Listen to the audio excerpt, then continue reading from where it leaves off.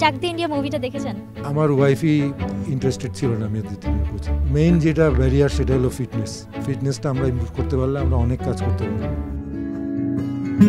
একলা হতে চাইছে আকাশ, মেঘগুলোকে সরিয়ে দিয়ে, ভাবনায় আমার একলা হতে চাইছে একা আকাশ নিয়ে।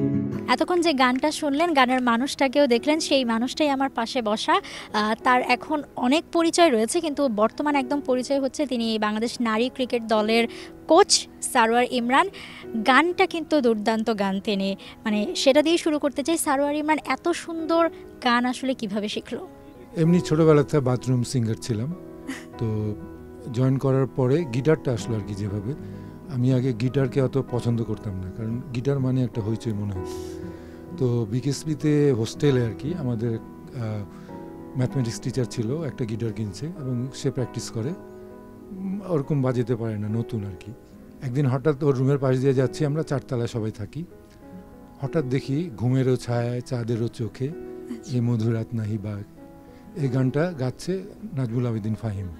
আমি অবাক হয়ে গেলাম, গিটারে এত সুন্দর আওয়াজ। আমি বসে গেলাম ওইখানে এবং এরপরে গিটার শুরু করলাম।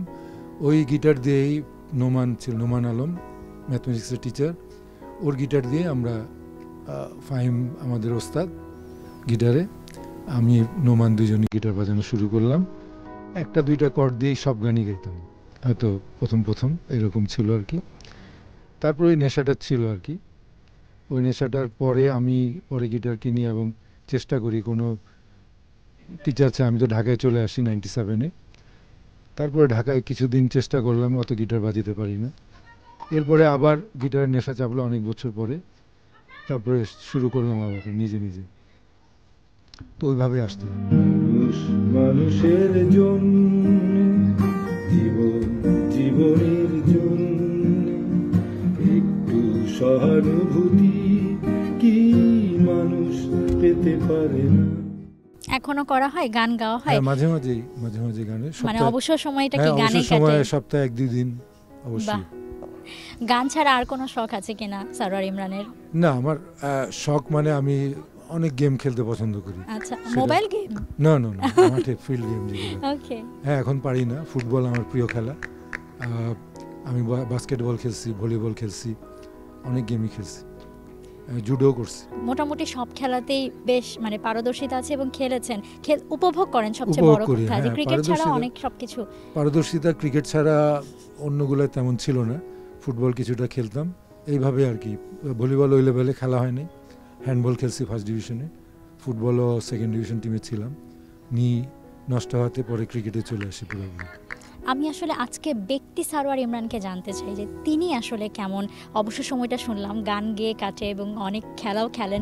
ভিডিও গেম কখনো ট্রাই করেছেন? না, কখনো ট্রাই করিনি। আচ্ছা, বাসায় ন্যাচারালি আসলে সময় কিভাবে, মানে কতটুকু সময় দেয়া হয়? এখন সময়টা সব ফিক্সড আর কি। আমার বাসার কাজ থেকে আরম্ভ করে এমনি মোবাইল ঘাটা হয়, মোবাইলে গান শোনা হয়, মোবাইলে খবর দেখা হয়, টিভি দেখা হয়। আর সন্ধ্যার পরে আমার ডেইলি ডিউটি হলো 1 ঘন্টা হাঁটা এবং এক্সারসাইজ করা। ছেলেদের সাথে কাজ করেছেন, এখন নারী টিমের সাথে কাজ করছেন। মেয়েদের সাথে কাজ করার পর মানে থাকে না অনেক সময় যাচ্ছে নারী দলের কোচ হয়েছে, মানে কখনো বন্ধু মহল কিংবা ফ্যামিলি থেকে কোনোরকম মানে খোঁচা শুনেছেন কখনো? না, এটা হয়, মানে আমার ওয়াইফই ইন্টারেস্টেড ছিল না মেয়েদের টিমের কোচে। আচ্ছা, কয়েকবার বারণ করছে। আমি বলছি না, এখানে আমার কাজ করার অনেক জায়গা আছে, এখানে ইমপ্রুভ করানোর অনেক জায়গা আছে, যেটা আমি মনে করি যে আমি ইমপ্রুভ করাতে পারবো। ছেলেদের টিমে ইমপ্রুভ করাটা একটা লেভেলে আছে, টপ লেভেলে আছে। এই ব্যাপারে আমাকে নাজমুল আবেদিন ফাহিম এবং ফারুক আহমেদ, তখন প্রেসিডেন্ট ছিল, তারাই আমাকে বলছিল আপনি নারী টিমের করেন। আমাকে ফারুক এইচপি দলের কোচ হওয়ার জন্য বলছিল, পরে আবার বলছে যে আপনি নারী টিমের কোচ হন। সেভাবে আমি এখানে আসি। তো নারী দলের কোচ হওয়ার পর এখন আসলে এক্সপিরিয়েন্স কেমন, কিংবা বা কি মনে হয় যে এই জায়গাটাকে আপনি বলছেন যে এখানে আসলেই আপনার অনেক কিছু দেবার আছে, তো এক্স্যাক্টলি এখন মানে হাতে কলমে কাজ করার পর কি মনে হয় যে আরো কি ইমপ্রুভ করা আছে? না, আমাদের মেইন যেটা ব্যারিয়ার সেটা হলো ফিটনেসটা আমরা ইমপ্রুভ করতে পারলে আমরা অনেক কাজ করতে পারবো। আমরা ব্যাটিংও অনেকক্ষণ করতে পারবো, বোলিংও করতে পারবো, ফিল্ডিংও করতে পারবো ভালো। এত লম্বা একটা ক্যারিয়ারে যে কোনো একটা মোমেন্ট পিক করা হয়তো টাফ, তারপরে যদি জিজ্ঞেস করি যে সবচেয়ে খারাপ মুহূর্ত বা আক্ষেপের কোনো সময় কিংবা সবচেয়ে ভালো মুহূর্ত এই দীর্ঘ মানে ক্যারিয়ারে? ইনোগ্রাল টেস্টে কোচ হয় 2000 সালে, আর 2010 এশিয়ান গেমসে গোল্ড, ক্রিকেট টিম গোল্ড পাইছিল, ওইটা একটা স্মরণীয় মুহূর্ত। কখনো মনে হয়েছে যে কোনো খারাপ লাগা থেকে যে ক্রিকেট নিয়ে আর কাজ করব না, ছেড়ে দেব, কখনোই আফসোস এসেছে? ক্রিকেট ছাড়ার মতো কিছু হয় না, মন খারাপ হয়েছে কয়েকবার, রিজাইন করছি 2বার ক্রিকেট বোর্ডে, কিন্তু ক্রিকেট ছাড়া আমি তখন গ্রাসরুট লেভেলে কাজ করছি, বিভিন্ন জায়গায় গেছি, ডিস্ট্রিক্টে গেছি, পাড়ায় গেছি, কাজ করছি আমি।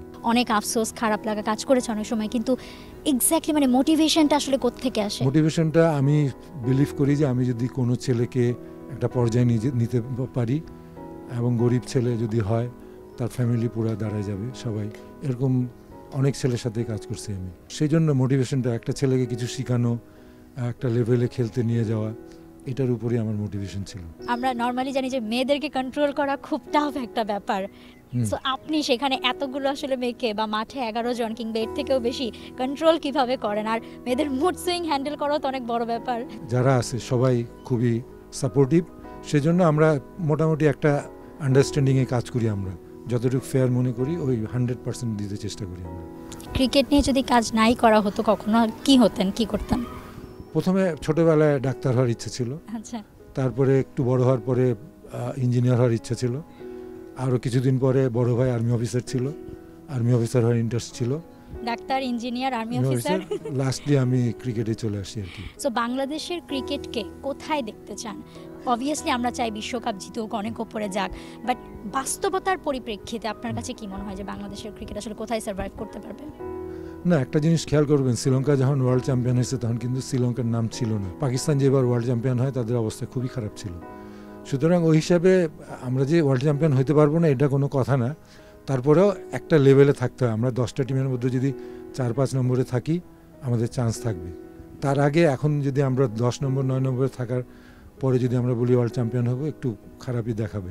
সেজন্য আমাদের উচিত ছেলেদের টিম মেয়েদের টিম দুইটাই যাতে 4-5-এ থাকে, ইভেন 6-এও থাকে। এইসব জায়গায় থাকলে আমরা হয়তো সেমিফাইনাল খেলবো, ফাইনালে উঠতে পারি। কিন্তু আমরা 10 নম্বরে থাকার পরে আমরা এতগুলা অবস্টাকল ডিঙ্গায় আমরা চ্যাম্পিয়ন হওয়া আসলে একটু মানে অসম্ভব ব্যাপার। আপনি ব্যক্তিগতভাবে ধরেন কোনো পার্টিকুলার ক্রিকেটারকে, নারী হোক পুরুষ হোক কিংবা দলকে এক্স্যাক্ট মোটিভেশনটা আসলে কি দেন? সবচেয়ে বড় মোটিভেশন যেটা আপনার ভেতর থেকে এক্স্যাক্টলি আসে? না, মোটিভেশনটা ডিপেন্ড করে হলো কোচিং স্টাফের উপর। আমরা যদি কোচিং স্টাফরা যদি আমরা ওদের জন্য 100% দেই, আমরা যদি কাজ করি, হার্ডওয়ার্ক করি, আমরা ওদের সময় দেই, তাহলে অটোমেটিক ওরা মোটিভেটেড হবে।